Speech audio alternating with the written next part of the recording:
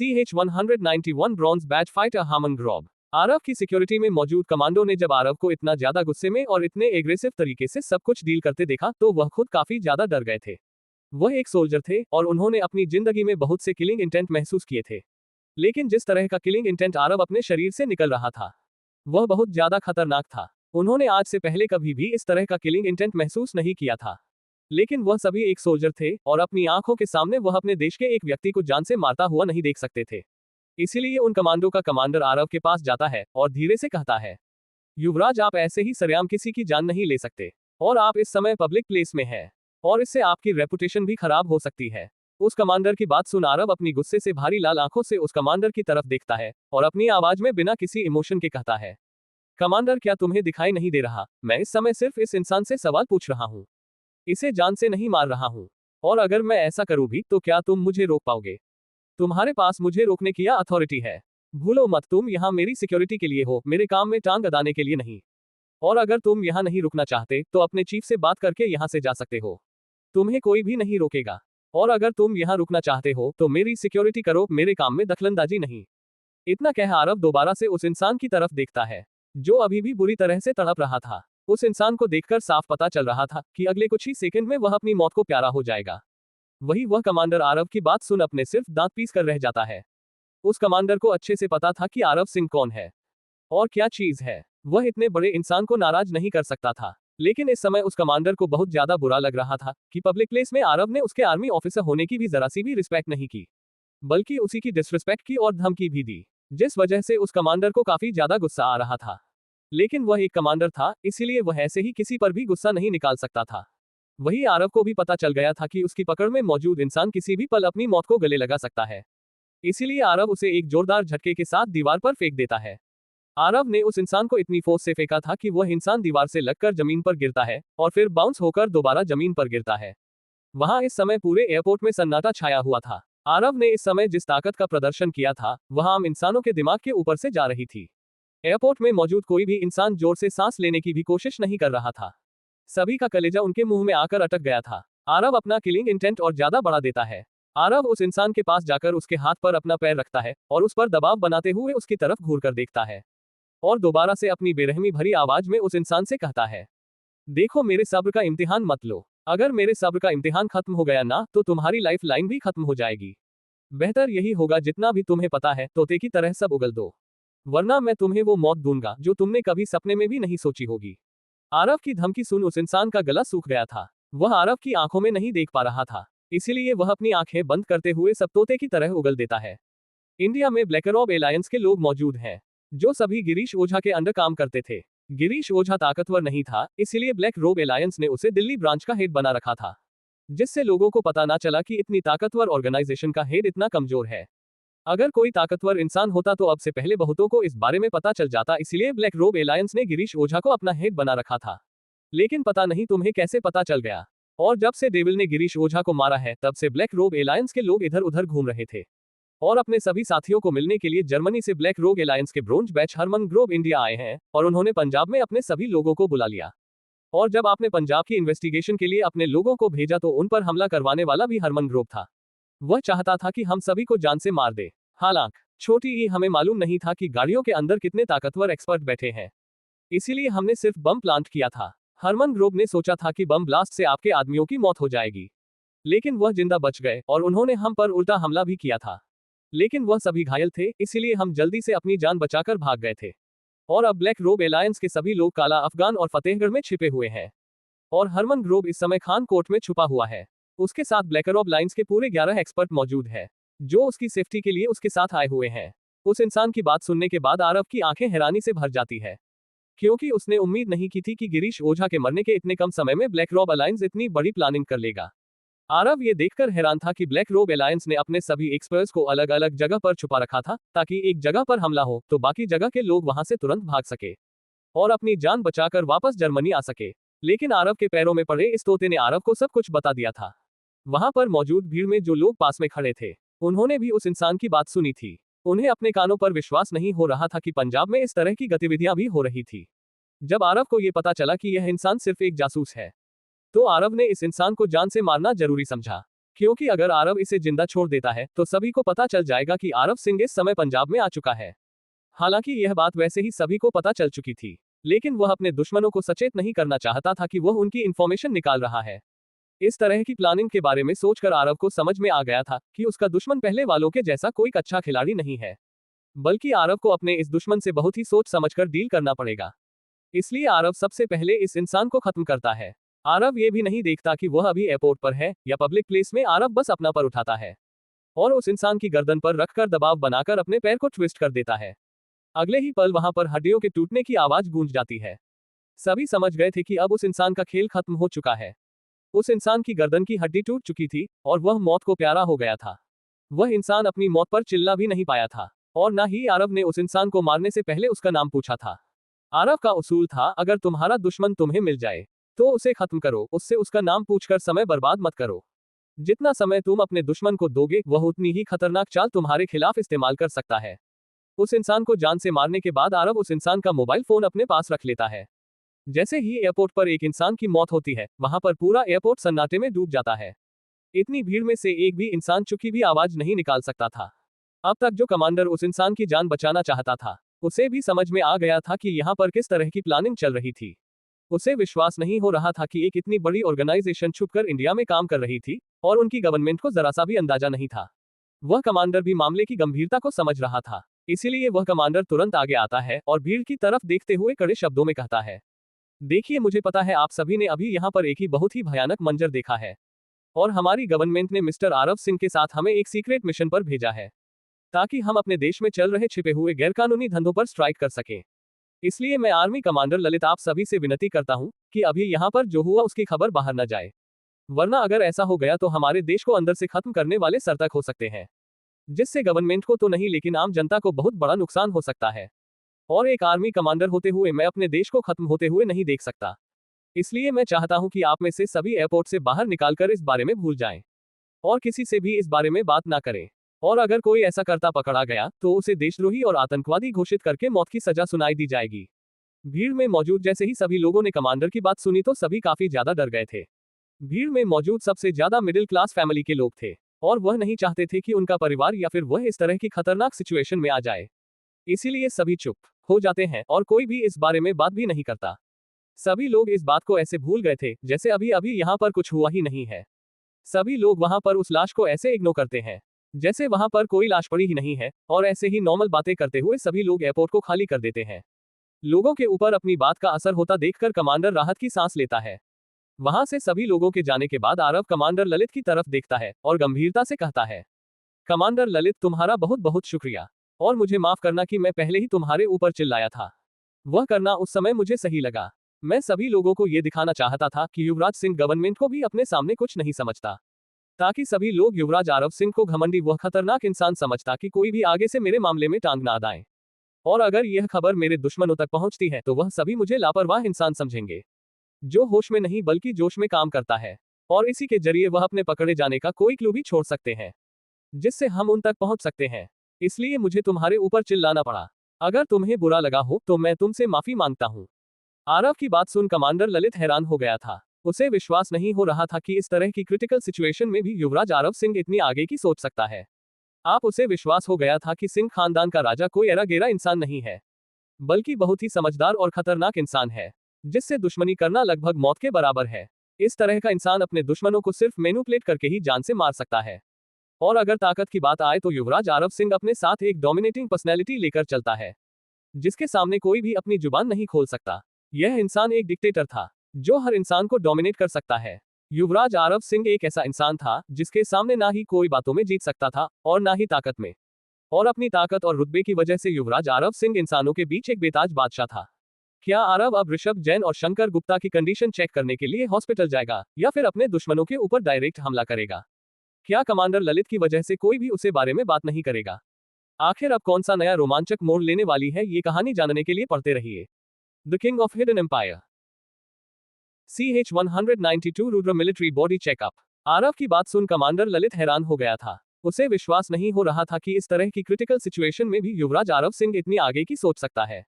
अब उसे विश्वास हो गया था कि सिंह खानदान का राजा कोई एरा गेरा इंसान नहीं है, बल्कि बहुत ही समझदार और खतरनाक इंसान है, जिससे दुश्मनी करना लगभग मौत के बराबर है। इस तरह का इंसान अपने दुश्मनों को सिर्फ मैनिपुलेट करके ही जान से मार सकता है। और अगर ताकत की बात आए तो युवराज आरव सिंह अपने साथ एक डोमिनेटिंग पर्सनैलिटी लेकर चलता है, जिसके सामने कोई भी अपनी जुबान नहीं खोल सकता। यह इंसान एक डिक्टेटर था, जो हर इंसान को डोमिनेट कर सकता है। युवराज आरव सिंह एक ऐसा इंसान था जिसके सामने ना ही कोई बातों में जीत सकता था और ना ही ताकत में। और अपनी ताकत और रुतबे की वजह से युवराज आरव सिंह इंसानों के बीच एक बेताज बादशाह था। कमांडर ललित से बात करने के बाद जतिन अपने काफिले में बैठकर ऋषभ जैन और शंकर गुप्ता से मिलने चला जाता है। उन्हें अमृतसर के एक मिलिट्री हॉस्पिटल में भर्ती कर रखा था। जतिन एक प्राइवेट या फिर सरकारी हॉस्पिटल से ज्यादा मिलिट्री हॉस्पिटल की सेफ्टी पर भरोसा करता था। भले ही एक योद्धा कितना ही ताकतवर क्यों ना हो, लेकिन वह मिलिट्री हॉस्पिटल में कोई भी छेड़खानी नहीं करता था। एक परिवार के राजा को दुश्मन बनाया जा सकता था, लेकिन एक देश के प्रधानमंत्री या राष्ट्रपति को अपना दुश्मन बनना बहुत खतरनाक था। सब आरव के जैसे नहीं थे, जो अपना दुश्मन बनने से पहले ये जांच करे कि उसके दुश्मन का बैकग्राउंड क्या है। अब अंदाजा यहीं से लगाया जा सकता है कि आरव ने ब्लैक रोब अलायंस को अपना दुश्मन बना रखा है। यह अलायंस बहुत ही ज्यादा खतरनाक थी। आरव की गाड़ियों का काफिला जैसे ही मिलिट्री हॉस्पिटल के सामने पहुंचता है तो 2 आर्मी ऑफिसर उसकी गाड़ियों के काफिले को रोक लेते हैं। हालांकि आरव की गाड़ी के आगे 2 मिलिट्री जीप और 2 मिलिट्री जीप उसकी गाड़ी के पीछे चल रही थी, लेकिन फिर भी उसकी गाड़ियों के काफिले को रोकना पड़ा। आरव भी आर्मी के प्रोटोकॉल को अच्छे से समझता था, इसलिए वह तुरंत अपनी गाड़ी से नीचे उतरता है और एक आर्मी ऑफिसर की गाड़ी में जाकर बैठ जाता है। आरव के साथ साथ रुद्र भी बैठ जाता है। हालांकि रुद्र से उसकी बंदूक ले ली गई थी और उसका बॉडी स्कैन किया गया था। हालांकि आरव को इतनी ज्यादा हाई लेवल की सिक्योरिटी चेकअप से नहीं गुजरना पड़ा था। उसका बस नॉर्मली यह चेक किया गया था कि उसके पास कोई हथियार तो नहीं है। जब आर्मी ऑफिसर अच्छे से कंफर्म कर लेते हैं कि रुद्र के पास कोई भी जानलेवा हथियार नहीं है, तो वह रुद्र को आरव के साथ बैठने देते हैं। एंट्री लेने के बाद भी लगभग 2 किलोमीटर तक चलने के बाद आरव को मिलिट्री हॉस्पिटल दिखाई दिया था। आरव जब देखता है कि मिलिट्री हॉस्पिटल की प्रोटेक्शन कितनी ज्यादा है, तो वह संतुष्ट हो जाता है कि उसके दोनों आदमियों में से किसी को कोई नुकसान नहीं हुआ होगा।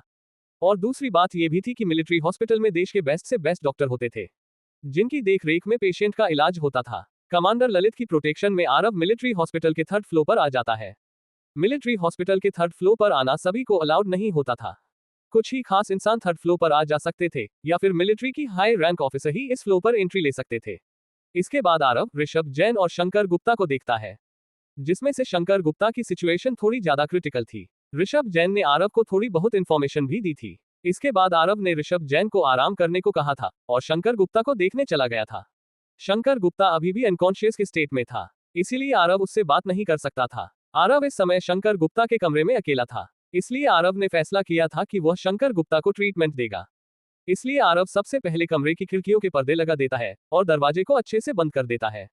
इसके बाद आरव शंकर गुप्ता के करीब जाता है और धीरे से उसकी शर्ट के बटन खोलना है।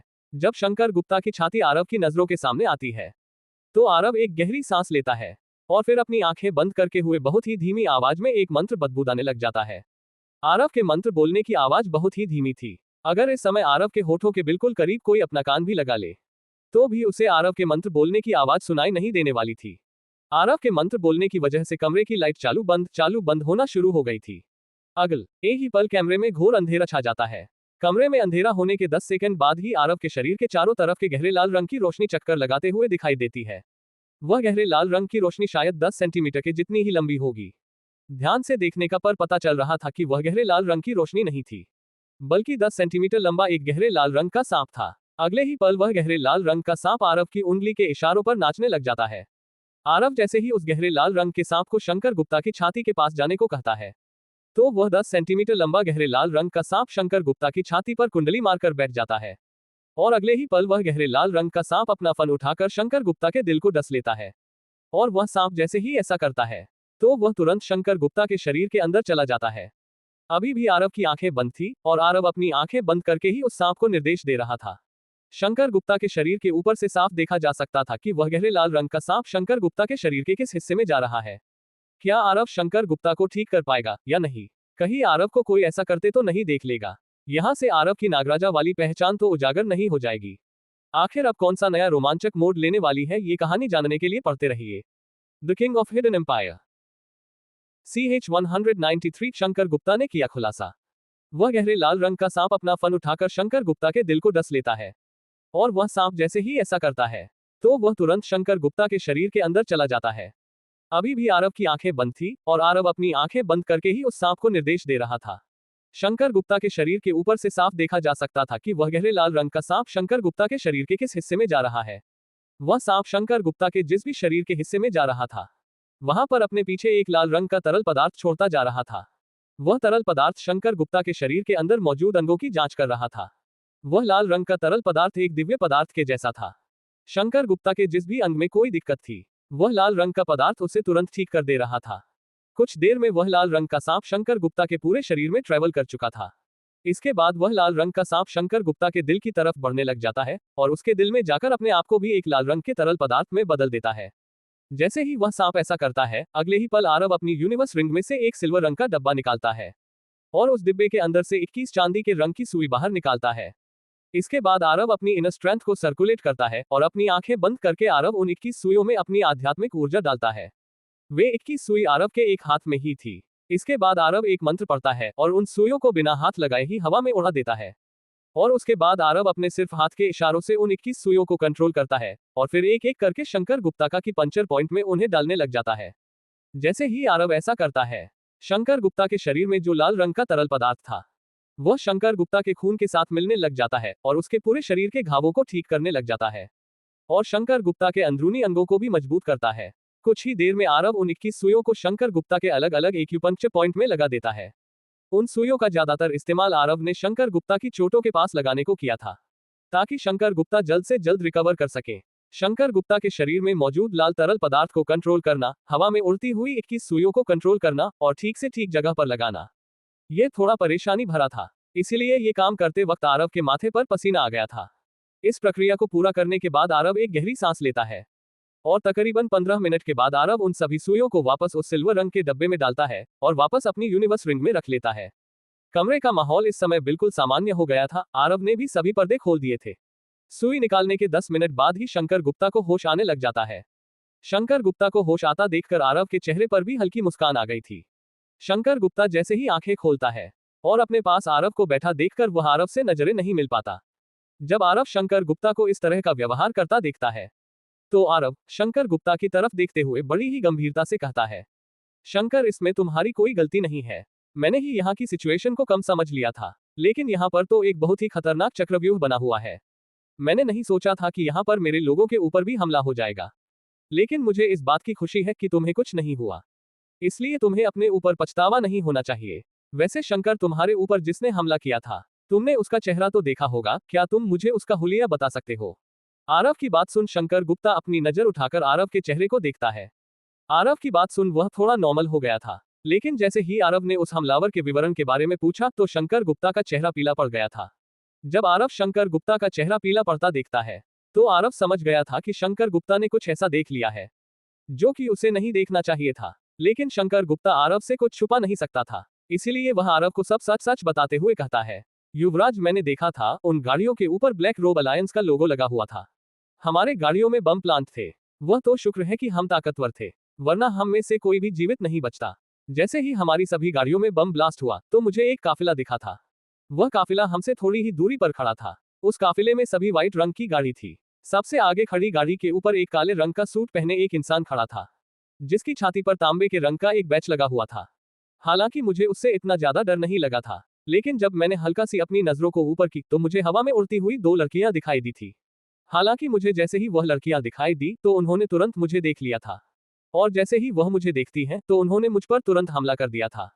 हालांकि मेरे एक सबसे वफादार आदमी ने उस हमले को अपने ऊपर ले लिया और उसका शरीर वहीं मौके पर ही जलकर राख में बदल गया था। मैं इस दृश्य को देखकर डर गया था और वहीं पर बेहोश हो गया था, और उसके बाद मुझे अब होश आया है। मुझे तो ये भी नहीं मालूम था कि मुझे बचाया किसने।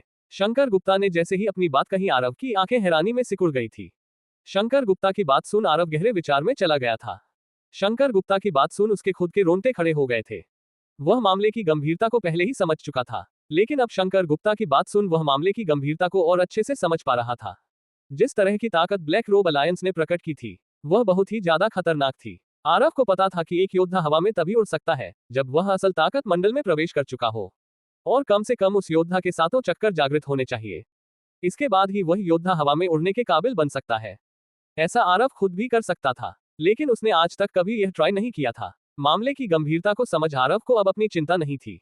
हालांकि उसे अपने करीबियों की बहुत फिक्र होने लग गई थी। लेकिन आरव तुरंत अपने चेहरे के हाव भाव को नॉर्मल करता है और शंकर गुप्ता की तरफ देखते हुए बड़ी ही धीमी आवाज में कहता है, तुम चिंता मत करो, मैं इस मामले को खुद हैंडल करूंगा।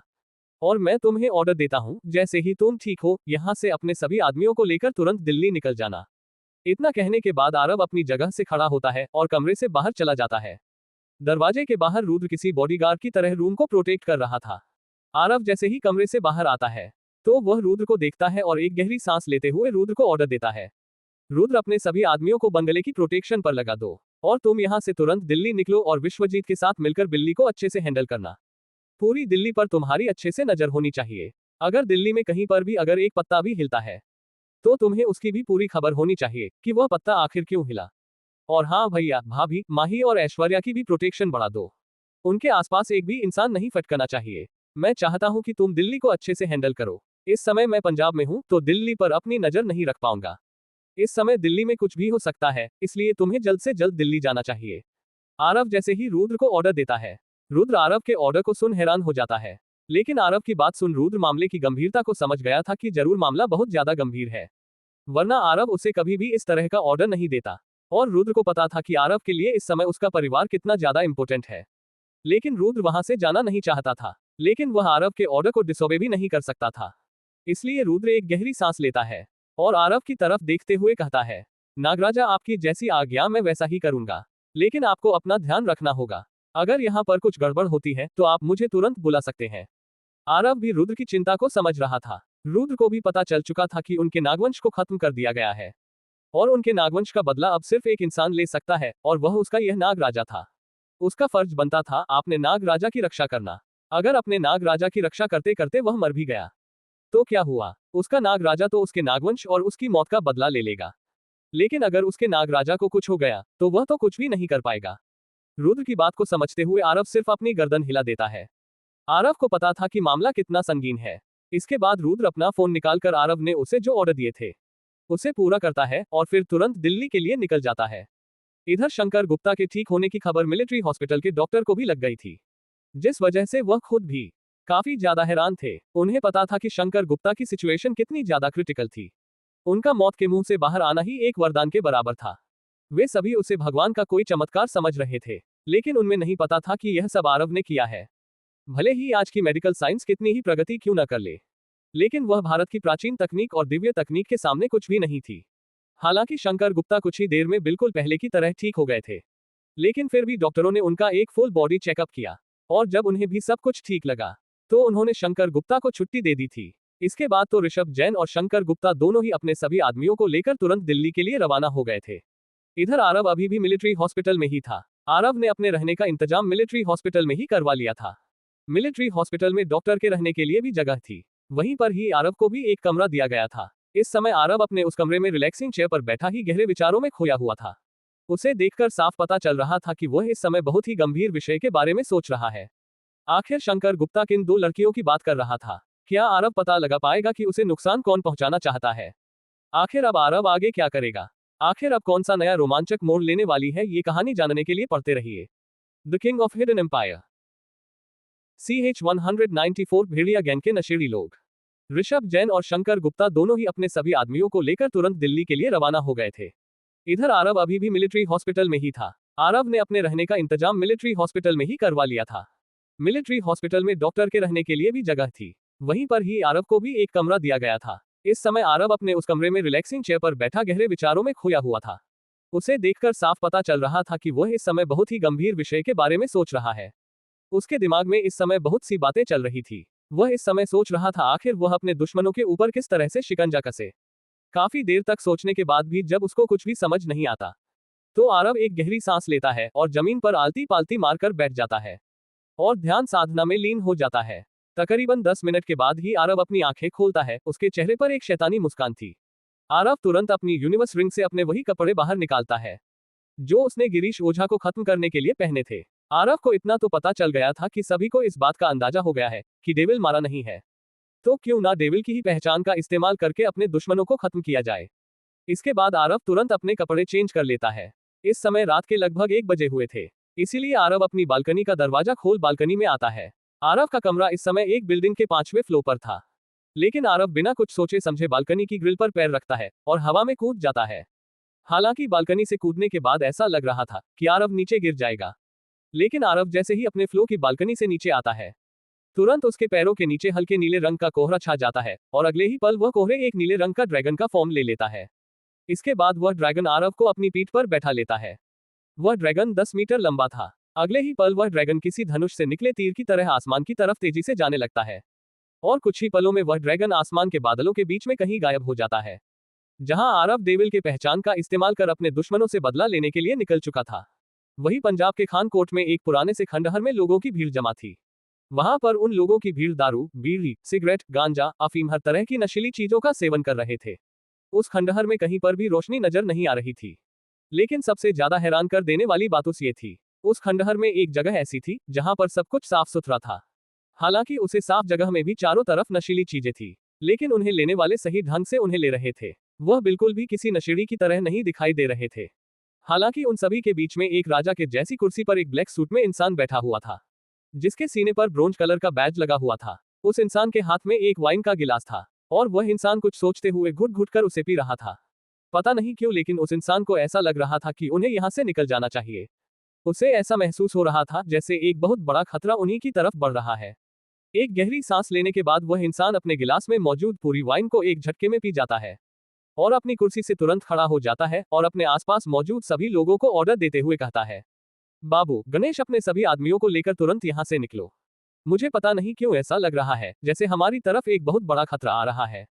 उस इंसान की बात सुन उसके पास मौजूद दो इंसान जो बिल्कुल भारतीय लग रहे थे, वह उसकी तरफ देखते हुए थोड़े नशे में कहते हैं, हरमन सर, आप क्यों टेंशन ले रहे हैं?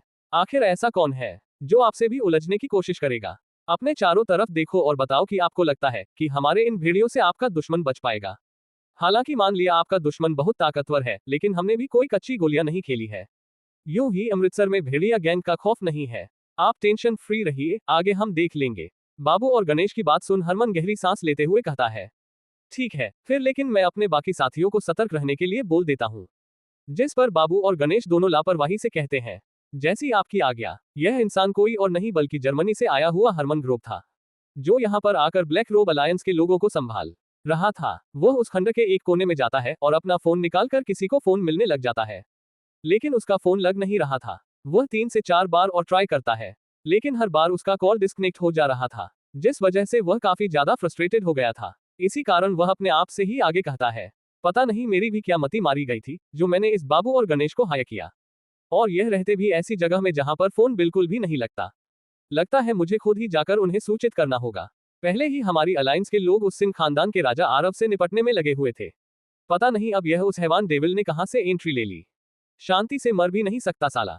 इतना कह हरमन ग्रोव खंडर से बाहर आ जाता है और एक गाड़ी में बैठकर वहां से निकल जाता है। हरमन को निकले हुए वहां से सिर्फ 10 मिनट ही हुए होंगे कि तुरंत उस खंडहर के ऊपर हवा में एक 10 मीटर लंबा ड्रैगन उड़ता दिखाई देता है।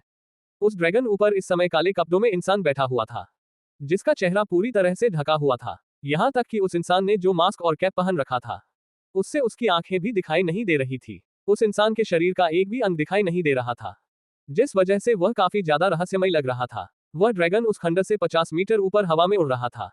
अगले ही पल वह ड्रैगन उस खंडर के करीब जाने लगता है।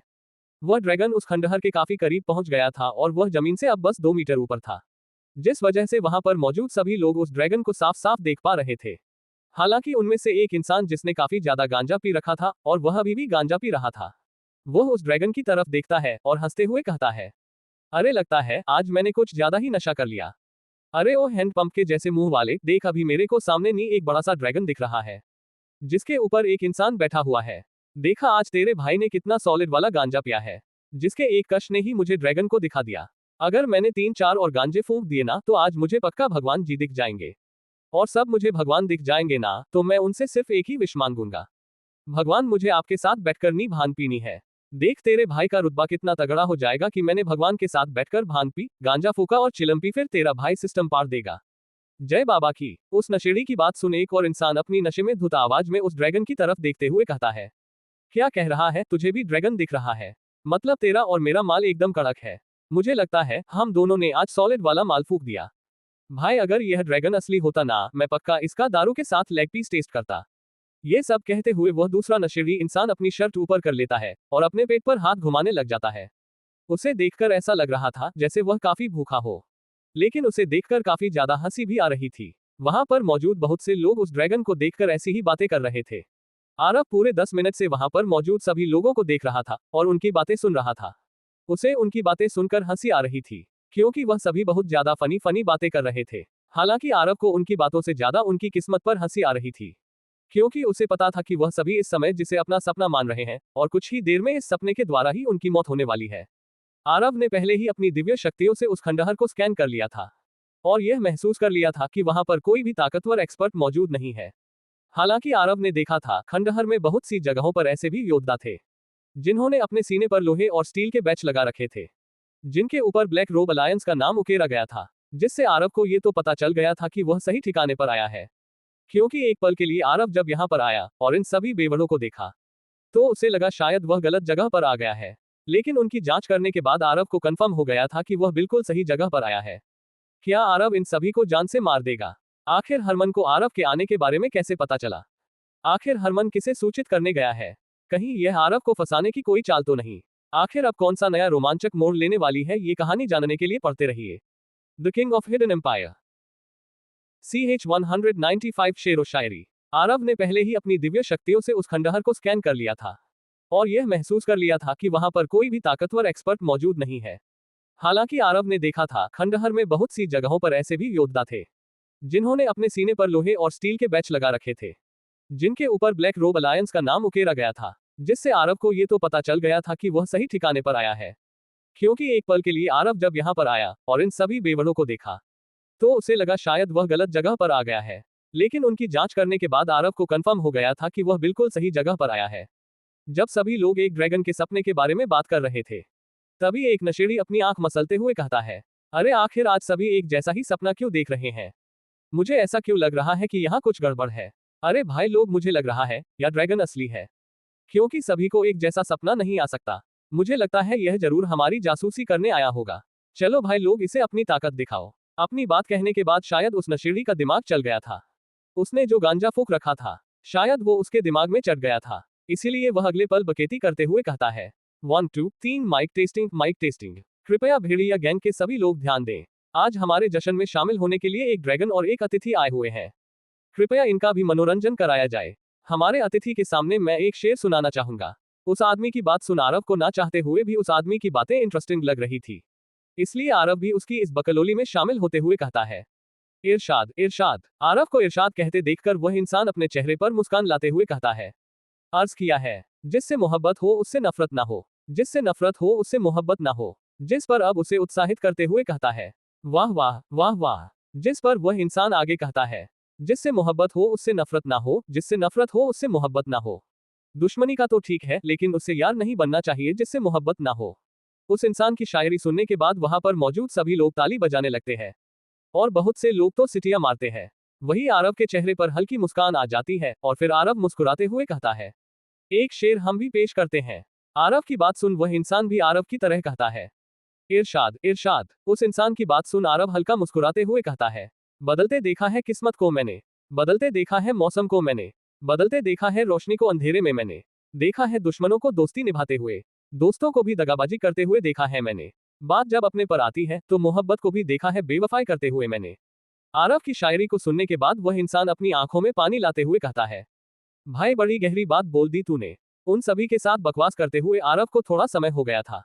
वह समय इसलिए बिता रहा था ताकि यहाँ पर कोई ताकतवर एक्सपर्ट आ जाए, या फिर जर्मनी से आया वह हरमन ग्रोव ही लौट आए। जिस हिसाब से उसके लोगों ने उस इंसान की तारीफ की थी, उस हिसाब से आरव को पता था कि वह इतना सिंपल इंसान नहीं होगा, वह जरूरी कोई ताकतवर एक्सपर्ट होगा। लेकिन आरव को अभी तक वहां पर एक भी ताकतवर इंसान की प्रेजेंस महसूस नहीं हुई थी। आरव को उन सभी के साथ बकवास करते हुए लगभग 15 मिनट हो गई थी, लेकिन अब उसका पेशेंस लेवल जवाब दे गया था। इसी वजह अगले ही पल आरव की नजरें एकदम ठंडी हो जाती हैं और आरव बिना किसी से भी कुछ बोले सीधा सभी के बीच में जाकर खड़ा हो जाता है और सभी का ध्यान अपनी तरफ आकर्षित करते हुए कहता है, भेड़िया गैंग के सभी लोग कृपया ध्यान दें। अपनी जान बचाना चाहते हो तो कृपया यहाँ से भाग ले। अपनी बात कहने के बाद आरव बिना एक सेकंड की देरी किए तुरंत अपने परछाई के ड्रैगन की तरफ देखते हुए कुछ इशारा करता है। आरव के इशारे को देखने के तुरंत बाद वह ड्रैगन उन सभी गुंडों की तरफ देखते हुए जोरदार दहाड़ निकालता है। उस ड्रैगन की दहाड़ इतनी तेज थी कि वहां पर मौजूद सभी नशेड़ियों का नशा एक पल में उतर जाता है। और अगले ही पल वह ड्रैगन नीले रंग की रोशनी में चमकने लग जाता है और उसके मुंह से तुरंत ठंडी बर्फ की लहर निकलने लग जाती है। जैसे ही वहां पर मौजूद सभी लोगों को ठंड का एहसास होता है, तो सभी लोग तुरंत एक दूसरे की तरफ देखते हैं और इधर उधर भागने लग जाते हैं, जिससे चारों तरफ शोर मचाने लग गया था। उस ड्रैगन ने जो अपना मुंह खोल रखा था, उसके अंदर से अचानक से एक नीले रंग की पावर रिलीज होती है। वह पावर जहां जहां जा रही थी, उस पूरे इलाके को बर्फ से ढक रही थी। अंधेरे को चीरते हुए उस खंडहर में जोर जोर से चीखने चिल्लाने की आवाज गूंज रही थी। लेकिन 10 मिनट बाद ही वह खंडहर पूरी तरह से शांत हो गया था और पूरी तरह से बर्फ में ढक चुका था। वहां पर मौजूद लोगों के शरीर बर्फ में बदल चुके थे और बहुत से लोगों के तो शरीर के अंग टूटकर बर्फ में ढक चुके थे। यह नजारा देखने में काफी ज्यादा खतरनाक था। आरव भी उस परछाई के ड्रैगन की ताकत को देख खुद भी हैरान था। उसने बिल्कुल भी यह नहीं सोचा था कि ड्रैगन के सिर्फ एक हमले से इतने सारे योद्धा बर्फ में बदलकर बिखर जाएंगे। उसका ये परछाई का ड्रैगन सच में बहुत पावरफुल था। इसके बाद आरव दोबारा से उस परछाई के ड्रैगन पर बैठकर वहां से निकल जाता है। आरव को वहां से निकले अब तक सिर्फ आधा ही घंटा हुआ होगा कि वहां पर एक काले रंग की गाड़ी आकर रुकती है, जिसके अंदर से हरमन ग्रोव बाहर निकलता है। हरमन जैसे ही उस खंडहर का नजारा देखता है तो उसके रोंगटे खड़े हो जाते हैं। उसको यहाँ से गए हुए अभी सिर्फ 1 घंटा भी नहीं हुआ था और इस खंडहर को पूरी तरह से बर्बाद कर दिया गया था। वह ये सोचकर सबसे ज्यादा हैरान था कि इस खंडहर में अचानक से बर्फ कहां से आई। जब हरमन खंडहर में जाता है और एक बर्फ के टुकड़े को उंगली लगता है, तो उसकी उंगली भी बर्फ में बदलने लग गई थी, जिसे देखकर हरमन तुरंत अपनी एनर्जी सर्कुलेट करता है और उस बर्फ को पिघलाने की कोशिश करता है। अपनी उंगली को ठीक करने में हरमन को कुछ मिनट का समय लग गया था। जब हरमन खंड के अंदर का नजारा देखता है, तो वह इतना तो समझ गया था कि यहाँ पर जरूर ही किसी ताकतवर एक्सपर्ट ने हमला किया है और वह एक्सपर्ट जरूर ही किसी बड़े मंडल का एक्सपर्ट है, वरना छोटे मोटे योद्धाओं के पास इस तरह का हमला करने की ताकत नहीं होती। जब हरमन वहां की जांच कर रहा था तो उसे बर्फ के एक टुकड़े में बहुत ही शार्प कार्ड दिखाई देता है, जिसको बर्फ की सतह पर गाड़ रखा था। हरमन जैसे ही उस कार्ड को पढ़कर खींचता है और उस पर मौजूद चिन्ह को देखता है, तो उसका रोंगटे खड़े हो जाते हैं। वह कार्ड पूरा ब्लैक रंग का था, लेकिन उसके ऊपर लाल रंग का एक बहुत ही खतरनाक लोगो बनाया गया था, जिसे देखकर हरमन का पूरा शरीर कांपने लगा गया था। आखिर ऐसा किस तरह का लोगो था उस कार्ड के ऊपर? आखिर वहां पर यह कार्ड कहां से आया? क्या हरमन को कभी पता चल पाएगा कि यह सब करने वाला कौन है? आखिर अब कौन सा नया रोमांचक मोड़ लेने वाली है, ये कहानी जानने के लिए पढ़ते रहिए the king of hidden empire. CH-196 martial art master. Herman खंड के अंदर का नजारा देखता है, तो वह इतना तो समझ गया था कि यहाँ पर जरूर ही किसी ताकतवर एक्सपर्ट ने हमला किया है और वह एक्सपर्ट जरूर ही किसी बड़े मंडल का एक्सपर्ट है, वरना छोटे मोटे योद्धाओं के पास इस तरह का हमला करने की ताकत नहीं होती। जब हरमन वहां की जांच कर रहा था तो उसे बर्फ के एक टुकड़े में बहुत ही शार्प कार्ड दिखाई देता है, जिसको बर्फ की सतह पर गाड़ रखा था। हरमन जैसे ही उस कार्ड को पढ़कर खींचता है और उस पर मौजूद चिन्ह को देखता है, तो उसका रोंगटे खड़े हो जाते हैं। वह कार्ड पूरा ब्लैक रंग का था, लेकिन उसके ऊपर लाल रंग का एक बहुत ही खतरनाक लोगो बनाया गया था, जिसे देखकर हरमन का पूरा शरीर कांपने लगा गया था। उस कार्ड के ऊपर लाल रंग की खोपड़ी का निशान बना हुआ था। उस खोपड़ी के ऊपर 2 बड़े बड़े सिंह निकले हुए थे। वह हेल के किंग डेविल का लोगो था, लेकिन हरमन को यह पता था कि इंसानों की दुनिया में ये लोगो कौन इस्तेमाल करता है। लेकिन अब तक इस तरह की डेथ की सिचुएशन सिर्फ 4 बार ही सामने आई है और यह कार्ड अब 5वीं बार सामने आया था। हरमन अपने कैप्टे हाथों से उसे कार्ड को पकड़े हुए कहता है, ये काम डेविल का है। उसके इतना कहने के तुरंत बाद उसके हाथ से वह कार्ड छूट जाता है और वह कार्ड तुरंत नीचे गिर जाता है और उसका एक कोना बर्फ के अंदर धंस जाता है। उस कार्ड की शार्पनेस को देखकर हरमन काफी ज्यादा हैरान हो जाता है। उसने उम्मीद नहीं की थी कि उसके हाथ में मौजूद कार्ड इतना ज्यादा शार्प होगा। इस कार्ड को अपने हाथ में लेकर इंसान तक को जान से मार सकते हैं। हरमन इस बारे में आगे कुछ सोचता उससे पहले ही हरमन से सिर्फ 2 मीटर की दूरी पर एक इंसान अचानक से वहां पर प्रकट हो जाता है। वह इंसान पूरा काले कपड़ों में ढका हुआ था। हरमन अचानक से किसी इंसान को अपने सामने आता देखकर हैरान हो जाता है और तुरंत अपने कदमों को पीछे लेता है। हरमन को कदम पीछे लेते देखकर उसके सामने मौजूद प्रकट हुआ इंसान जोर जोर से हंसने लग जाता है। हाँ, उद्धरण चिन्ह। इसके बाद वह इंसान अपनी भयानक और खतरनाक आवाज में हरमन की तरफ देखते हुए कहता है, क्यों डर गए? मैंने सोचा नहीं था सिर्फ मेरी प्रेजेंस ही तुम्हें डरा देगी। खैर, तुम्हें ये तो पता चल गया होगा कि मैं कौन हूँ। तो अब साफ साफ मुझे अपनी प्लानिंग बताओगे या फिर मैं अपने तरीके का इस्तेमाल करूँ? चॉइस तुम्हारी है, तुम जैसा चाहोगे वैसा ही होगा। हाँ, उद्धरण चिन्ह। इतना कह वह इंसान एक बार और जोर जोर से हंसने लग जाता है। हरमन उस आदमी को देखकर अपना मुंह खोलता उससे पहले ही उस आदमी को अपने सिर के ऊपर एक बहुत ही खतरनाक प्रेजेंस महसूस होती है। वह इंसान काले कपड़ों में इस तरह से गिरा हुआ था कि उसकी आंखें भी दिखाई नहीं दे रही थी। इसीलिए अगले ही पल वह इंसान अपनी गर्दन को ऊपर की तरफ करते हुए कहता है, यूं छुप छुप कर ही सभी चीजें देखना चाहोगे या फिर सामने भी आओगे? वैसे मैंने उम्मीद नहीं की थी कि ब्लैक रोब अलायंस सच में अपने एक मार्शल आर्ट मास्टर को एक अनाहता चक्र जागृत किए हुए एक योद्धा किसी सिक्योरिटी में इतने बड़े एक्सपर्ट को भेज देंगे। लगता है इसका स्थान ब्लैक रोब अलायंस में काफी ऊंचा है, तो इसको तो अपने पास रखना बनता ही है। जब हरमन ये देखता है कि वह एक्सपर्ट आसमान की तरफ देखते हुए किसी से बातें कर रहा है, तो वह खुद भी बहुत ज्यादा हैरान हो जाता है और अपनी गर्दन उठाकर इधर उधर आसमान में देखने लग जाता है। लेकिन उसे आसमान में कोई भी दिखाई नहीं देता। लेकिन अगले ही पल हरमन के कानों में एक बहुत ही मधुर और सुरीली आवाज सुनाई देती है। हमने भी उम्मीद नहीं की थी कि डेविल तुम मार्शल आर्ट के क्षेत्रों में प्रवेश कर पाओगे, और तुम इतने ताकतवर हो जाओगे कि मेरी प्रेजेंस तक को भी महसूस कर लोगे। लेकिन इसका तो कोई फायदा नहीं हुआ, क्योंकि आज तो तुम्हें मरना है। तुम्हारी लाश को तुम्हारे भाई युवराज आरव सिंह के पास भेजकर उन्हें हम एक अच्छा तोहफा देंगे। उस आवाज बहुत को सुनने के बाद जहां पर हरमन काफी ज्यादा हैरान हो चुका था, वही वह पूरी तरह से काले कपड़ों में ढका हुआ इंसान जिसको वह आवाज डेविल बोल रही थी, वह जोर जोर से हंसने लग जाता है और जोर जोर से हंसते हुए ही कहता है, हाँ हाँ हाँ, वाह, तुम्हारे आत्मविश्वास को देखकर मुझे काफी खुशी हो रही है। लेकिन तुम दोनों बहनें थोड़ी ज्यादा अहंकारी नहीं हो, जो तुम मेरी ताकत को नहीं पहचान पा रही। तुमने सोच भी कैसे लिया कि मैं तुम्हारी तरह इतना कमजोर हूँ? तुम्हारे जैसे एक्सपर्ट तो मेरे सामने खड़े होने की औकात तक नहीं रखते। तुम दोनों सिर्फ नश्वर श्रेणी के योद्धा हो, लेकिन तुम अभी भी मेरी ताकत का अंदाजा नहीं लगा पाए। चलो कोई नहीं, मैं ही बता देता हूँ। इस नाचीज को अमर श्रेणी का योद्धा बोला जाता है। आरव की बात सुन जहां पर हरमन को कुछ भी समझ नहीं आ रहा था, वही इस बात को सुनने के बाद आसमान से हैरानी से भारी दो आवाज सुनाई देती है। क्या क्या तुम सच में अमर श्रेणी के योद्धा हो? उस हैरानी भरी आवाज को सुन वह इंसान जोर जोर से हंसने लग जाता है, और इसके बाद वह काले कपड़ों में मौजूद इंसान अपने राइट पैर के घुटने को थोड़ा आगे की तरफ झुकाता है और एक झटका दे देता है, और अगले ही पल वह इंसान तुरंत वहां से गायब हो जाता है। लेकिन अगले ही पल वह इंसान हवा में खड़ा दिखाई देता है। उसे देखकर ऐसा लग रहा था जैसे वह इंसान जैसे धरती पर खड़े होते हैं उसी तरह से नॉर्मल खड़ा है। लेकिन इसके बाद वह इंसान अपने एक हाथ को हवा में उठाता है और घूमते हुए सिर्फ इतना कहता है, मौत की बारिश। उसका इतना कहने के तुरंत बाद आसमान का रंग बदल जाता है। चारों तरफ आसमान में लाल रंग के बादल छाने लगा जाते हैं। उन लाल रंग के बादलों को देखकर ऐसा लग रहा था जैसे धरती का अंत आ गया हो, और अगले ही पल उन बादलों के अंदर से लाल रंग की बारिश की बूंद की तरह खंजर बाहर निकलने लग जाते हैं। वह खंजर तेजी से जमीन की तरफ बढ़ रहे थे। हरमन जब इस नजारे को देखता है तो उसका गला सूख जाता है और उसके शरीर के सारे रोंगटे खड़े हो गए थे। हरमन को ऐसा लग रहा था जैसे उसने धरती का अंत देख लिया हो।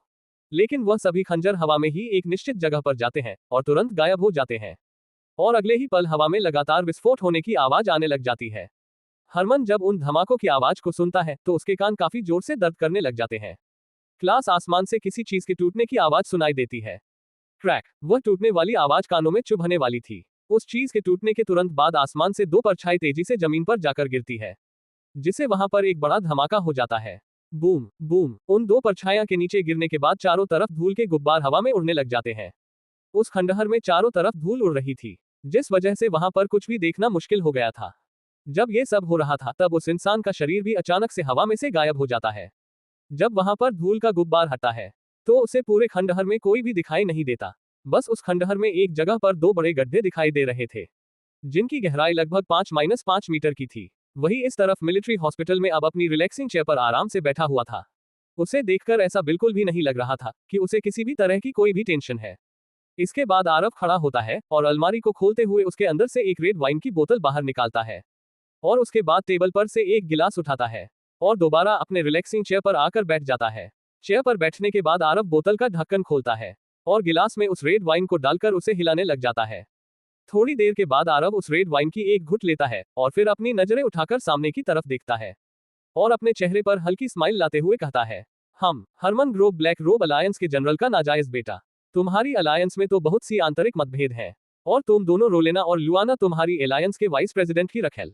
दिलचस्प। अपनी बात कहने के बाद आरव एक पल के लिए चुप होता है और फिर दोबारा से उस रेड वाइन की एक घुट लेते हुए कहता है, तुम तीनों तुम्हारी पूरी अलायंस की मैं नसे हो। अगर मैं तुम्हें भी चुका ना तो तुम्हारी पूरी ब्लैक रोब अलायंस में खून पहुंचना बंद हो जाएगा।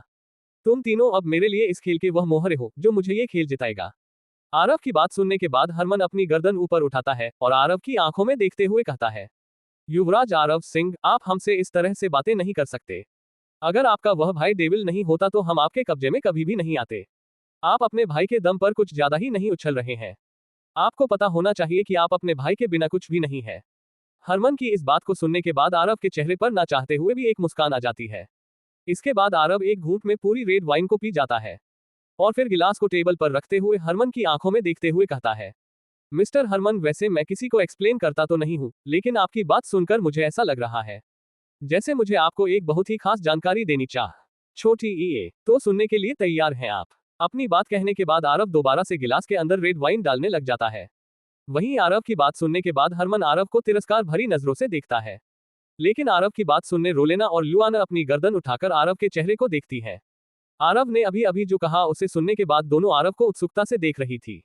उन्हें कहीं कुछ गड़बड़ महसूस हो रही थी, इसीलिए वह अपनी गर्दन उठाकर आरव को देख रही थी और आरव के बोलने वाले शब्दों को गौर से सुनने के लिए उन्होंने अपने कान खड़े कर लिए थे।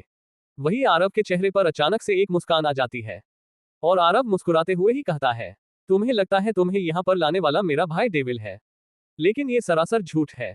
तुमने ये खबर तो सुनी होगी कि डेविल मारा गया है, लेकिन तुम खुद सोचो एक इतना खतरनाक इंसान सिर्फ एक नॉर्मल बम धमाके में कैसे मारा जा सकता है। क्या तुम्हें सच में लगता है कि मैंने जो कहानी मीडिया को बताई उसमें कोई सर पैर है? तुम खुद सोचो, आखिर कैसे मेरा एक जुड़वा भाई हो सकता है जिसकी शक्ल हुबहू मेरे से मिलती है? आखिर कैसे कोई इंसान एक दूसरे से इतना मिल सकता है कि उनमें अंतर नहीं बताया जा सकता? हालांकि ऐसे बहुत से लोग होते हैं दुनिया में, लेकिन मैं तुम्हें एक राज की बात बताता हूँ। मैं युवराज आरव सिंह अपने पिता जतिन सिंह का इकलौता बेटा हूँ। मेरे बड़े भाई कार्तिक सिंह, जिसको सभी लोग मेरा बड़ा भाई कहते हैं, वह मेरे बड़े पापा के लड़का है, और जिसको पूरी दुनिया डेविल समझ रही है वह कोई और नहीं बल्कि मैं खुद ही हूँ। तुम तीनों बहुत नसीब वाले हो कि तुम दोनों ने मेरे चेहरे को देखा। अपनी बात कहने के बाद आरव मुस्कुराते हुए रेड वाइन की एक घूंट को टेस्ट करता है। वही आरव की बात सुनने के बाद उन दोनों लड़कियों के चेहरे का रंग उड़ गया था। हालांकि उन दोनों लड़कियों को पता था कि यहाँ पर कुछ तो जरूर गड़बड़ है, लेकिन उन्होंने यह नहीं सोचा था कि यह गड़बड़ इतनी बड़ी होगी।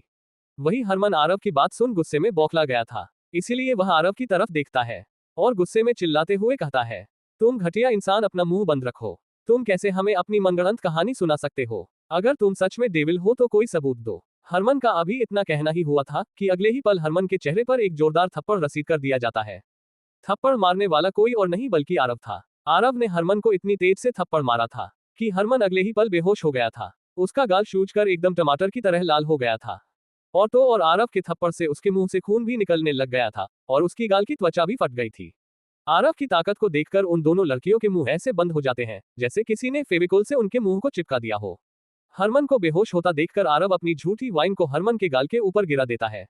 जैसे ही हरमन के घाव के ऊपर वह रेड वाइन गिरती है तो हरमन तेजी से चिल्लाते हुए उठ जाता है। उद्धरण चिन्ह, जहां पर हरमन को आरव के डेविल होने का सबूत मिल गया था, वही अचानक से खंडहर के अंदर एक इंसान प्रकट होता है और वहां पर मौजूद लोगों की लाशों को देखकर भावुक हो जाता है और तुरंत दो बर्फ से बने पुतलों के पास जाकर खड़ा हो जाता है। ये दोनों बर्फ से बने पुतले बाबू और गणेश के थे। आखिर कौन है यह इंसान और इसका बाबू और गणेश के साथ किस तरह का रिश्ता है? क्या यह इंसान बाबू और गणेश की मौत का बदला लेगा? कहीं अपनी पहचान उजागर करने से आरव को तो कोई नुकसान नहीं होगा। आखिर अब कौन सा नया रोमांचक मोड़ लेने वाली है ये कहानी जानने के लिए पढ़ते रहिए the king of hidden empire. CH 197 जानकारी। थप्पड़ मारने वाला कोई और नहीं बल्कि आरव था। आरव ने हरमन को इतनी तेज से थप्पड़ मारा था कि हरमन अगले ही पल बेहोश हो गया था। उसका गाल सूजकर एकदम टमाटर की तरह लाल हो गया था और आरव के थप्पड़ से उसके मुंह से खून भी निकलने लग गया था और उसकी गाल की त्वचा भी फट गई थी। आरव की ताकत को देखकर उन दोनों लड़कियों के मुंह ऐसे बंद हो जाते हैं जैसे किसी ने फेविकोल से उनके मुंह को चिपका दिया हो। हरमन को बेहोश होता देखकर आरव अपनी झूठी वाइन को हरमन के गाल के ऊपर गिरा देता है। जैसे ही हरमन के घाव के ऊपर वह रेड वाइन गिरती है तो हरमन तेजी से चिल्लाते हुए उठ जाता है।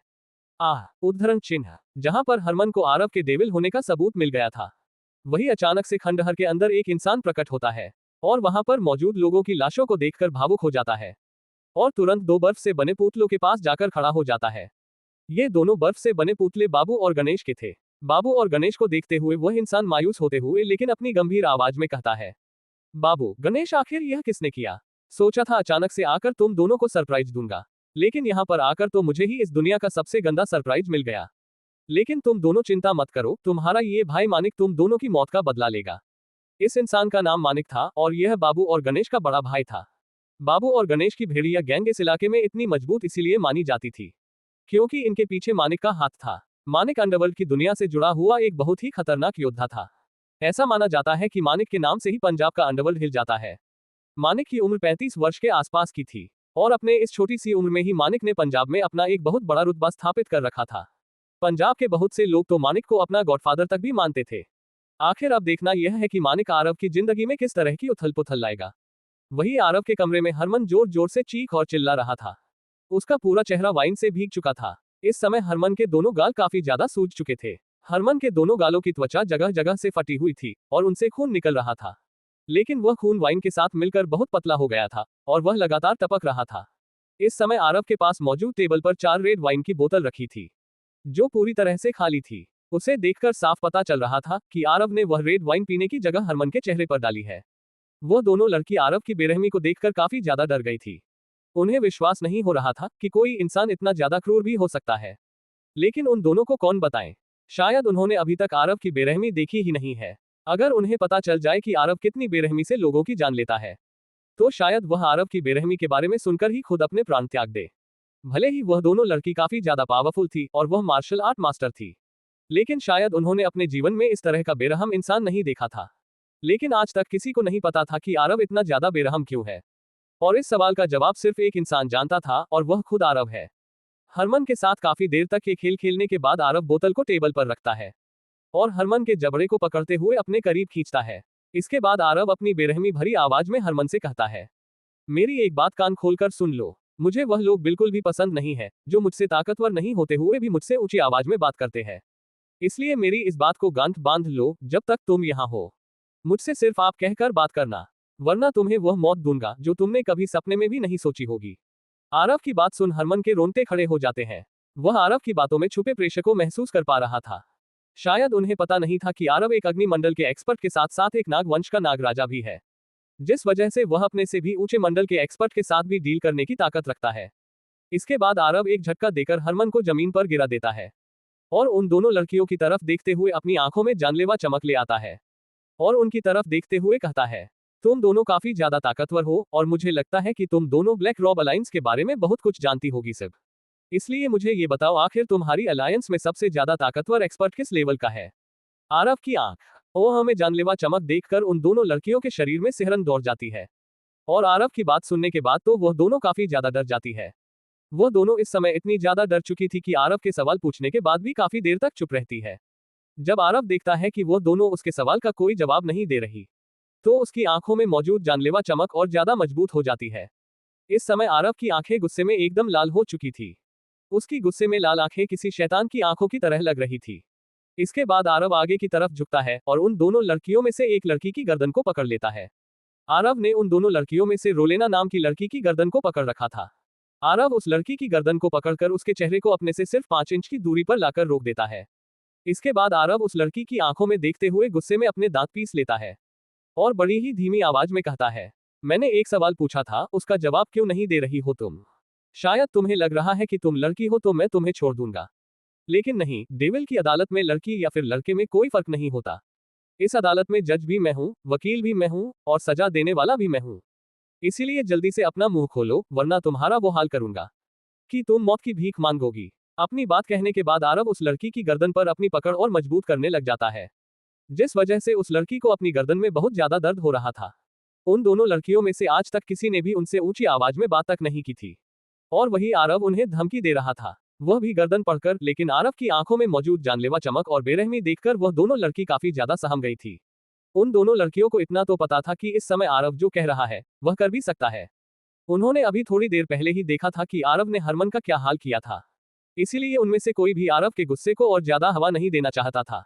इसीलिए रोलेना तुरंत खांसते हुए आरव से बताती है, हमारी अलायंस में कुल 3500 योद्धा है और उनमें से हर योद्धा एक नश्वर श्रेणी का एक्सपर्ट है और इन सब से ऊपर आते हैं हरमन के पिता जनरल स्टीफन ग्रोब, जो नश्वर श्रेणी के मार्शल आर्ट संत है, और उनके ऊपर हमारे पास 4 बुजुर्ग है जो कि अमर श्रेणी के शुरुआती चरण के एक्सपर्ट है, और उनसे ऊपर हमारे अलायंस के वाइस प्रेसिडेंट और प्रेसिडेंट आते हैं, जिसमें से वाइस प्रेसिडेंट पृथ्वी मंडल के एक्सपर्ट है और प्रेसिडेंट किस मंडल पर है इस बारे में हमें नहीं पता। और मैंने कई बार वाइस प्रेसिडेंट के मुंह से सुना था कि हमारी अलायंस में एक ऐसा एक्सपर्ट भी है जो इस पूरी अलायंस को कंट्रोल करता है और वह प्रेसिडेंट से भी ताकतवर है। उन्होंने मुझे बताया था कि वह निम्न अमर श्रेणी के अंतिम चरण के एक्सपर्ट है और उन्होंने आज तक जितनी भी लड़ाई लड़ी है उनमें से वह आज तक एक भी नहीं हारे। प्रेसिडेंट और वाइस प्रेसिडेंट ये भी कहते हैं कि उनका पृथ्वी पर आने का एक मकसद है और उनके पास कुछ दिव्य शक्तियां भी है। मैंने तो एक बार यह भी सुना था कि वह पृथ्वी से नहीं है। लेकिन मुझे उनकी इस बात पर बिल्कुल भी विश्वास नहीं है। रोलेना की बात सुनने के बाद आरव हैरान हो गया था। उसे नहीं लगा था कि ब्लैक रॉब अलायंस इतनी ज्यादा ताकतवर होगी। लेकिन आरव सबसे ज्यादा हैरान रोलेना की आखिरी बात सुनने के बाद हुआ था।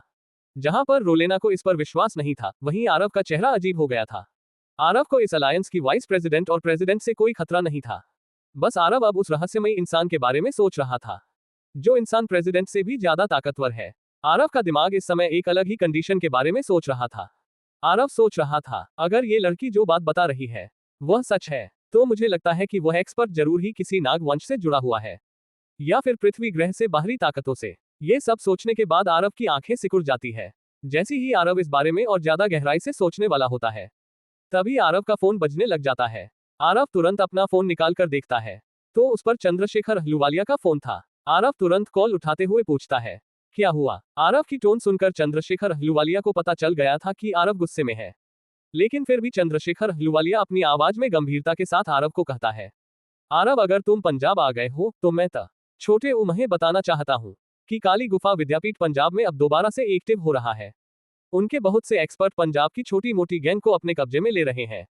उनकी इस हरकत को देखकर मैं कह सकता हूं कि वह पंजाब में कुछ बहुत बड़ा करने वाले हैं। हमें जल्द से जल्द उनके इरादों के बारे में जानना होगा और उन्हें रोकना होगा। चंद्रशेखर अहलूवालिया की इस बात को सुनने के बाद आरव की आंखें अभी जो थोड़ी देर पहले शांत हुई थी, उनमें दोबारा से गुस्सा भर जाता है। आरव अपनी गुस्से से भारी इसी टोन के साथ ही अपने आप से कहता है, ये काली गुफा विद्यापीठ बार बार क्यों मेरे काम के बीच में टांग अड़ा रहे हैं? लगता है अब इन्हें बताना ही पड़ेगा कि यह योद्धाओं की दुनिया नहीं है, बल्कि यह आरव का साम्राज्य है, जहां पर सब कुछ मेरी मर्जी के साथ चलता है।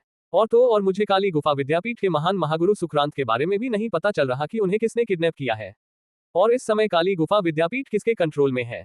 जरूर ही काली गुफा विद्यापीठ में कोई बड़ी खिचड़ी पक रही है, वरना इतना बड़ा खतरा मोल लेकर कोई भी इस तरह से डायरेक्ट एक्शन में नहीं आएगा।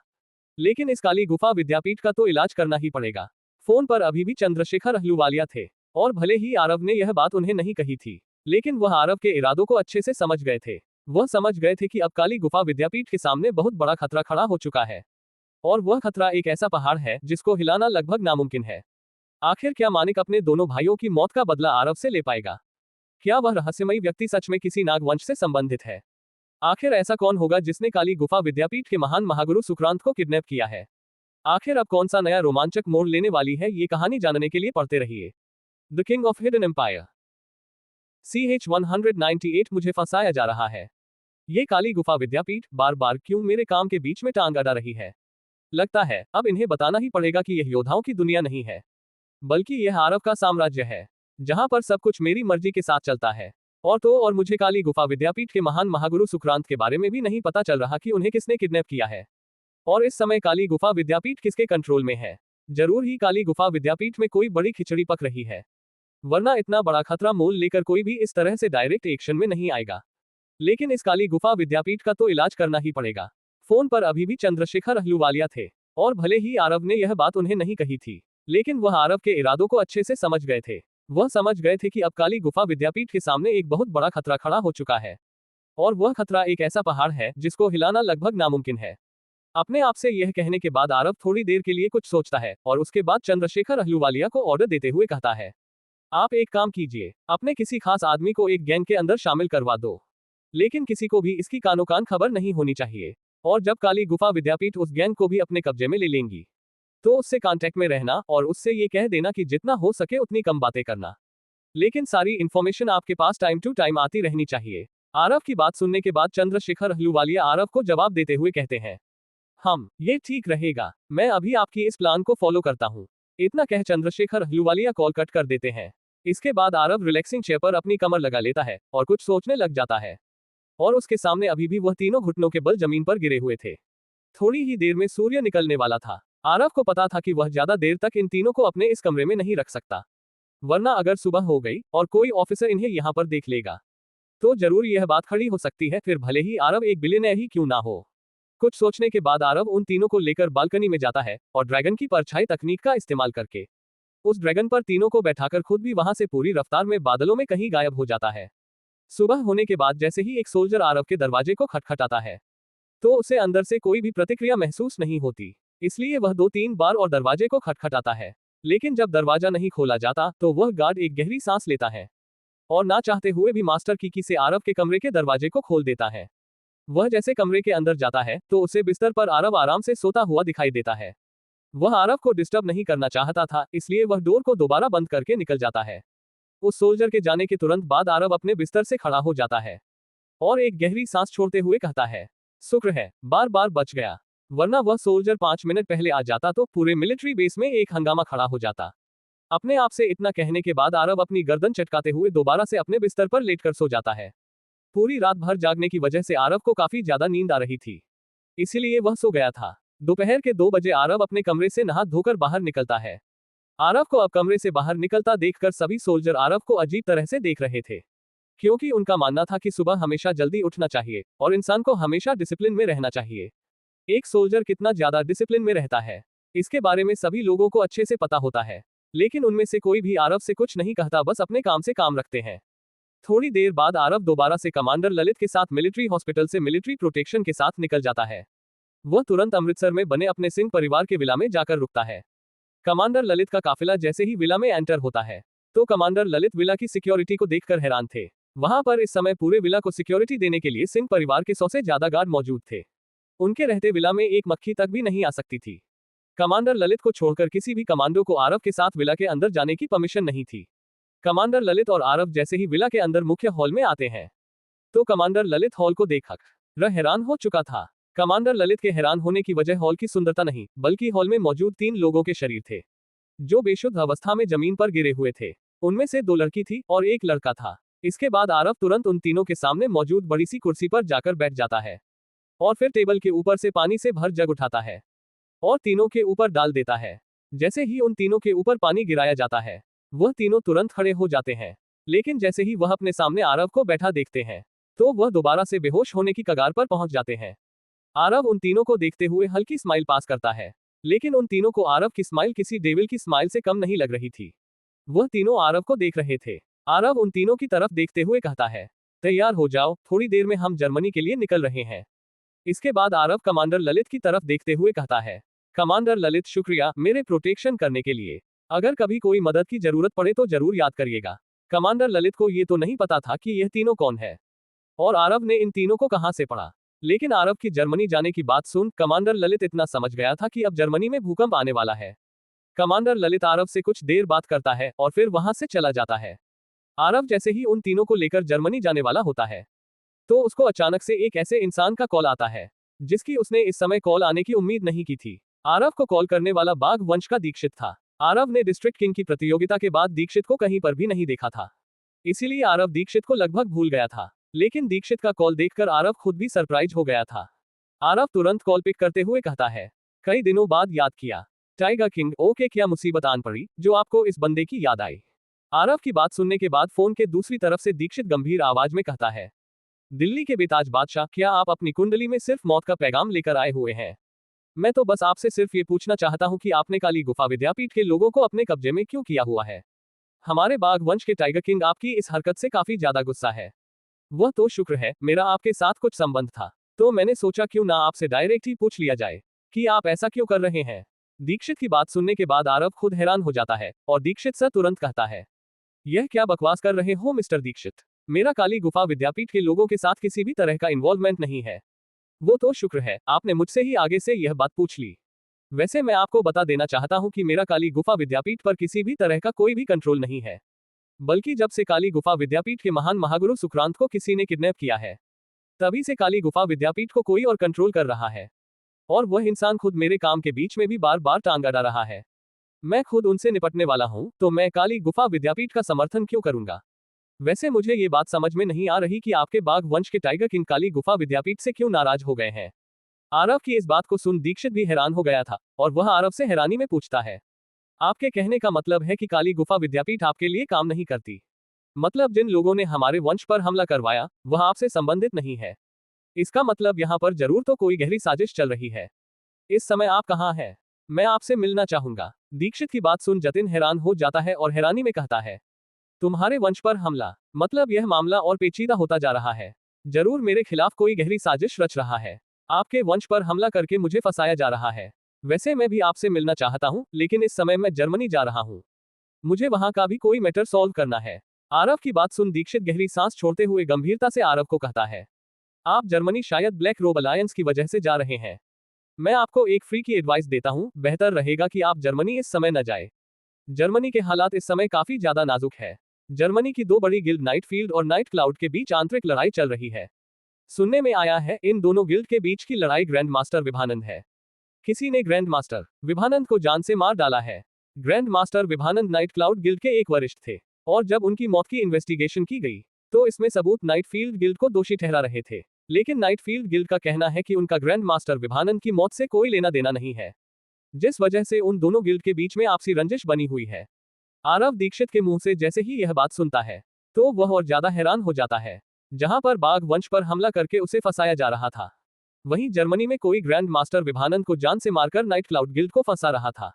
आरव को ऐसा लग रहा था जैसे ये सब करने वाला कोई एक इंसान ही है। थोड़ी देर तक कुछ सोचने के बाद आरव दीक्षित से कहता है, शायद तुम सही कह रहे हो, मुझे जर्मनी नहीं जाना चाहिए। लेकिन अगर मैं जर्मनी नहीं गया तो मेरे लिए मुसीबत और बढ़ सकती है। क्या तुमने यहाँ पर एक बात नोटिस की, यहाँ पर मुझे और नाइट फील्ड गिल्ड को फंसाया जा रहा है।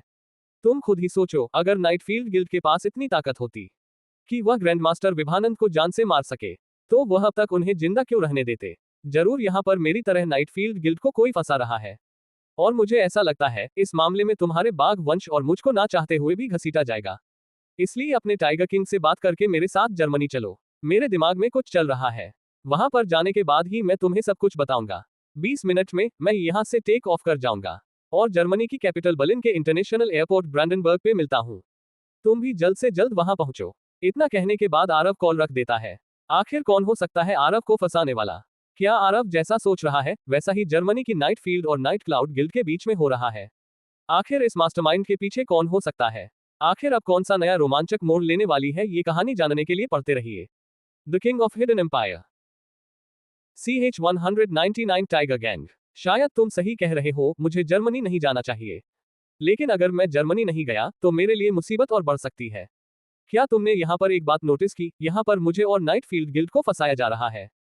तुम खुद ही सोचो, अगर नाइट फील्ड गिल्ड के पास इतनी ताकत होती कि वह ग्रैंड मास्टर विभानंद को जान से मार सके तो वह अब तक उन्हें जिंदा क्यों रहने देते। जरूर यहाँ पर मेरी तरह नाइट फील्ड गिल्ड को कोई फंसा रहा है और मुझे ऐसा लगता है इस मामले में तुम्हारे बाघ वंश और मुझको ना चाहते हुए भी घसीटा जाएगा। इसलिए अपने टाइगर किंग से बात करके मेरे साथ जर्मनी चलो। मेरे दिमाग में कुछ चल रहा है, वहां पर जाने के बाद ही मैं तुम्हें सब कुछ बताऊंगा। 20 मिनट में मैं यहाँ से टेक ऑफ कर जाऊंगा और जर्मनी की कैपिटल बर्लिन के इंटरनेशनल एयरपोर्ट ब्रांडनबर्ग पे मिलता हूँ। तुम भी जल्द से जल्द वहां पहुंचो। इतना कहने के बाद आरव कॉल रख देता है। वही आरव की बात सुनने के बाद दीक्षित भी इस बारे में सोचने लग जाता है।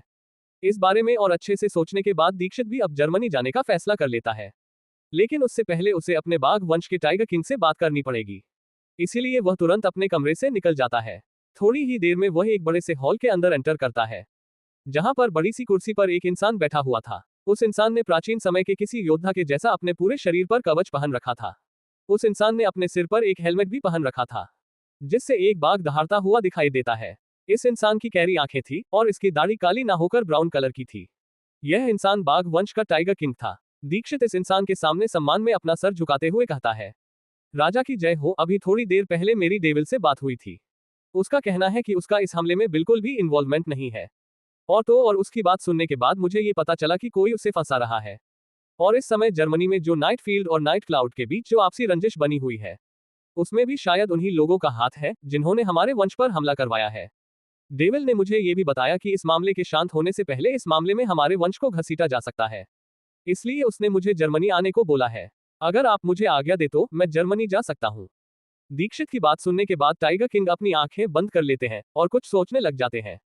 कुछ देर तक सोचने के बाद टाइगर किंग अपनी आंखें खोलते हुए दीक्षित की तरफ देखते हैं और गंभीरता से कहते हैं, अगर डेविल ने इस मामले में अपना हाथ न होने से सीधा सीधा इनकार कर दिया है तो पक्का उसका इस मामले में कोई हाथ नहीं होगा।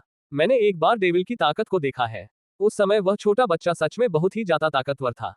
उसकी पर्सनैलिटी के हिसाब से मैं बता सकता हूँ अगर उसने ये कार्य किया होता तो वह ऐसे अपना पल्ला नहीं झाड़ता। जरूर उस बच्चे के खिलाफ कोई गहरी साजिश रच रहा है। दीक्षित तुम जर्मनी जा सकते हो, लेकिन अपने साथ कुछ एक्सपर्ट को लेकर जाना। इस समय उस बच्चे को हमारी जरूरत पड़ सकती है। इतना कहने के बाद टाइगर किंग एक पल के लिए चुप होते हैं और फिर अपनी बात को आगे बढ़ते हुए अपने आप से ही कहते हैं, उस समय उस बच्चे को देखकर मुझे विश्वास था कि वह आगे चलकर जरूर बड़ा धमाका करेगा। लेकिन मैंने सोचा नहीं था कि आगे चलकर वह बच्चा इतना ज्यादा खतरनाक हो जाएगा कि उसे नीचे गिराने के लिए इस तरह की गहरी साजिशें रची जाएगी। उसकी उम्र के हिसाब से ये खेल काफी ज्यादा खतरनाक है। अगर वह बच्चा इस खेल को जीत गया तो वह एक अलग ही लेवल का योद्धा बन के उभरेगा। उसके बाद उस बच्चे को रोकने वाला इस पूरी दुनिया में कोई नहीं होगा। डेविल, उम्मीद करता हूं कि तुम मेरी उम्मीदों पर खरा उतरोगे। भले ही टाइगर किंग ने यह बात अपने आप से कही थी, लेकिन उन्होंने यह बात धीमी आवाज में नहीं बल्कि अपनी तेज और रोबदार आवाज में कही थी, जिससे वहां पर मौजूद सभी लोगों को उनकी बात सुनाई दी थी। जिस वजह से वहां पर मौजूद सभी लोग काफी ज्यादा हैरान हो गए थे, क्योंकि उन्होंने आज तक कभी भी टाइगर किंग के मुंह से किसी भी इंसान की तारीफ में एक शब्द भी नहीं सुना था। लेकिन इस समय उनके बिल्कुल विपरीत में वह उस अनजाने इंसान के तारीफों के पुल पे पुल बांध रहे थे। वहां पर मौजूद सभी लोग इतना तो समझ गए थे कि टाइगर किंग जिस इंसान की बात कर रहा है वह सच में ही काफी ज्यादा मेहनती और प्रतिभाशाली होगा, वरना टाइगर किंग के मुंह से तारीफ के लिए एक शब्द सुनना भी बहुत खुशकिस्मती की बात थी। इस समय दीक्षित सबसे ज्यादा हैरान था, क्योंकि वह टाइगर किंग के व्यवहार से सबसे ज्यादा परिचित था, क्योंकि वह टाइगर किंग का बेटा था और उसे पता था कि अपने पिता से तारीफ सुनने के लिए उसने कितनी मेहनत की है। और फिर भी उसके पिता उसकी तारीफ में सिर्फ बहुत ही कम शब्द कहते थे। कई बार तो वह सिर्फ एक ही शब्द में निपटा देते थे। लेकिन डेविल के लिए अपने पिता के मुंह से इस तरह की तारीफ सुनकर दीक्षित सबसे ज्यादा हैरान था। लेकिन वह कुछ नहीं कहता। वह चुपचाप उस हॉल से निकल जाता है और अपने साथ कुछ बाघ वंश के एक्सपर्ट को लेकर जर्मनी के लिए निकल जाता है। बाघ वंश कोई छोटा मोटा वंश नहीं था। इस वंश को एक ताकतवर ऑर्गेनाइजेशन के रूप में भी माना जा सकता था। इस वंश के बहुत से बिजनेस भी थे, जिससे इसे एक अमीर ऑर्गेनाइजेशन भी बोल सकते हैं। इनके पास अपना खुद का चार्टर प्लेन के साथ साथ एयरपोर्ट भी था। इसीलिए दीक्षित अपने साथ कुछ एक्सपर्ट को लेकर तुरंत चार्टर प्लेन में बैठकर जर्मनी के लिए निकल जाता है। आरव जब दीक्षित से मिलेगा तो क्या होने वाला है? आखिर टाइगर किंग आरव को किस तरह से जानता है? आरव के दिमाग में आखिर क्या चल रहा है? आखिर अब कौन सा नया रोमांचक मोड़ लेने वाली है? ये कहानी जानने के लिए पढ़ते रहिए the king of hidden empire. CH200 अजीब प्रतिक्रिया। बाघ वंश कोई छोटा मोटा वंश नहीं था। इस वंश को एक ताकतवर ऑर्गेनाइजेशन के रूप में भी माना जा सकता था। इस वंश के बहुत से बिजनेस भी थे, जिससे इसे एक अमीर ऑर्गेनाइजेशन भी बोल सकते हैं। इनके पास अपना खुद का चार्टर प्लेन के साथ साथ एयरपोर्ट भी था। इसीलिए दीक्षित अपने साथ कुछ एक्सपर्ट को लेकर तुरंत चार्टर प्लेन में बैठकर जर्मनी के लिए निकल जाता है। जहां पर दीक्षित अपने एक्सपर्ट को लेकर जर्मनी के लिए निकल चुका था, वहीं आरव भी एयरपोर्ट के लिए निकल चुका था। लेकिन इस बार आरव अपने प्राइवेट जेट का इस्तेमाल नहीं करता। वह ज्यादा लोगों का ध्यान अपनी तरफ आकर्षित नहीं करना चाहता था। इसलिए उसने अपने लिए जर्मनी की टिकट बुक की थी और वह जर्मनी के लिए रवाना हो गया था। हालांकि भले ही आरव सिंह के नाम से बहुत कुछ हो जाता था, लेकिन किसी ने भी आरव सिंह को अपनी आंखों से नहीं देखा था। इसीलिए एयरपोर्ट पहुंचने के बाद आरव ने ज्यादा लोगों का ध्यान अपनी तरफ आकर्षित नहीं किया था। आरव ने अपने लिए बिजनेस क्लास की टिकट बुक की थी। आरव अमृतसर के इंटरनेशनल एयरपोर्ट पर था। थोड़ी देर में आरव फ्लाइट बोर्ड कर लेता है। आरव ने बिजनेस क्लास की टिकट बुक की थी, इसलिए उसको एक बिजनेस केबिन मिला था। आरव अपने केबिन में जाकर चुपचाप बैठ जाता है। बैठने के बाद आरव अपना बैग खोलकर उसमें से एक दूसरा फोन निकालता है। इसके बाद आरव अपना व्हाट्सएप खोलता है और उसमें किसी को एक मैसेज टाइप करके भेज देता है। मैसेज भेजने के बाद आरव अपने फोन को रखकर लैपटॉप निकालता है और उसमें एक सीक्रेट वेबसाइट पर लॉगिन करता है। उस सीक्रेट वेबसाइट का नाम था ग्रासकटर। यह वेबसाइट आम लोगों की पहुंच से बहुत दूर थी। इस वेबसाइट को विजिट करने वाले सिर्फ योद्धा ही होते थे, क्योंकि यहाँ पर योद्धा से रिलेटेड सभी तरह की जानकारियां मिल जाती थी। और हम इस वेबसाइट में विजिट करके ये भी देख सकते थे कि किस देश में क्या चल रहा है। और इस वेबसाइट की जानकारी लगभग 95% सही निकलती है। ये वेबसाइट ताकत की दुनिया से रिलेटेड सभी तरह की जानकारी अभी प्रदान कर सकती है। आरव ने इस वेबसाइट में लॉग इन जर्मनी की हालत देखने के लिए किया थे। आरव को पता था कि जर्मनी पहुंचने में उसे कम से कम 7 या 7.5 घंटे लगने वाले हैं। और इस दौरान आरव जर्मनी की पूरी अच्छे से डिटेल निकाल सकता था। और एक गहरी सांस लेकर आरव काम पर लग जाता है, जहां आरव जर्मनी में हो रही सभी चीजों की जानकारी निकाल रहा था। वहीं जर्मनी की कैपिटल बर्लिन की जिंगफर्नहाइट फॉरेस्ट में 4 नकाबपोश तेजी से दौड़ते हुए एक दूसरे के पास आते हैं। उनकी रफ्तार को देखकर साफ पता चल रहा था कि वह योद्धा है। उन्होंने प्राचीन समय के किसी हत्यारे के जैसे कपड़े पहन रखे थे। उन सभी योद्धाओं की सिर्फ आंखें दिखाई दे रही थी और उनके सीने पर एक उल्लू के चेहरे का बैज भी लगा हुआ था।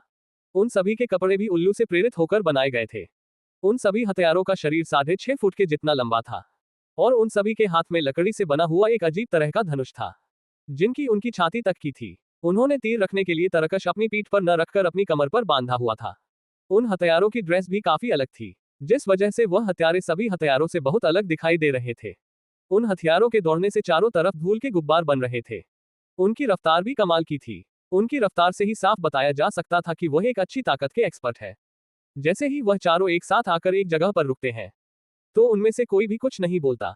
लेकिन उनमें से एक हत्यारा अपनी कमर में बंधे एक थैली के अंदर से एक उल्लू का पंख बाहर निकालता है और दूसरे हत्यारे को दे देता है। फिर वह चारों हत्यारे किसी से भी कुछ नहीं कहते, बस अपनी कमर में बंधे ठेले के अंदर से एक एक उल्लू के पंख निकलकर एक दूसरे को दे देते हैं और अगले ही पल किसी तूफान की तरह वहां से चले जाते हैं। उन चारों के जाने के थोड़ी देर बाद ही वहां पर 5 फीट ऊंचा और 7 फीट लंबा एक सफेद रंग का उल्लू वहां पर आकर लैंड करता है। वह उल्लू एकदम सफेद रंग का था, लेकिन उसके पंजे गहरे काले रंग के थे। लेकिन उस उल्लू की गोल आंखें सामान्य उल्लू की आंखों के जैसी नहीं थी, बल्कि उस उल्लू की आंखें पीले रंग की थी और उसकी आंखों की पुतलियां नहीं थी। यह उल्लू सच में एक अजीब तरह का पक्षी लग रहा था। यह उल्लू देखकर ऐसा लग रहा था जैसे इस दुनिया का नहीं है, बल्कि किसी काल्पनिक कहानी का कोई पक्षी हो। इसके बाद वह उल्लू उन चारों दिशा की तरफ देखता है, जिन दिशाओं की तरफ वह सभी हत्यारे गए हैं। लेकिन अगले ही पल वह उल्लू चारों दिशा में देखने के बाद अपने पंख फड़फड़ाता है। उसके पंख फड़फड़ाने से किसी भी तरह की कोई भी हलचल या फिर आवाज नहीं हो रही थी। अगले ही पल वह उल्लू बिल्कुल शांत वहां से उड़कर एक दिशा की तरफ उड़ जाता है।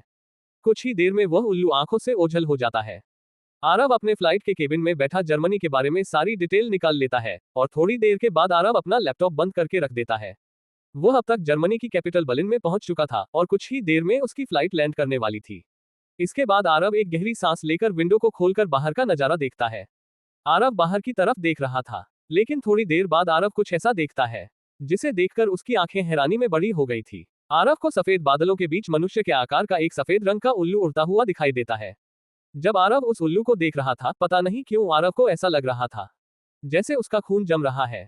जब आरव जर्मनी के बारे में डिटेल निकाल कर पढ़ रहा था, तब आरव को इस उल्लू के बारे में भी पता चला था। आरव को पता था कि ताकत की दुनिया आम लोगों की दुनिया से बहुत ज्यादा अलग थी।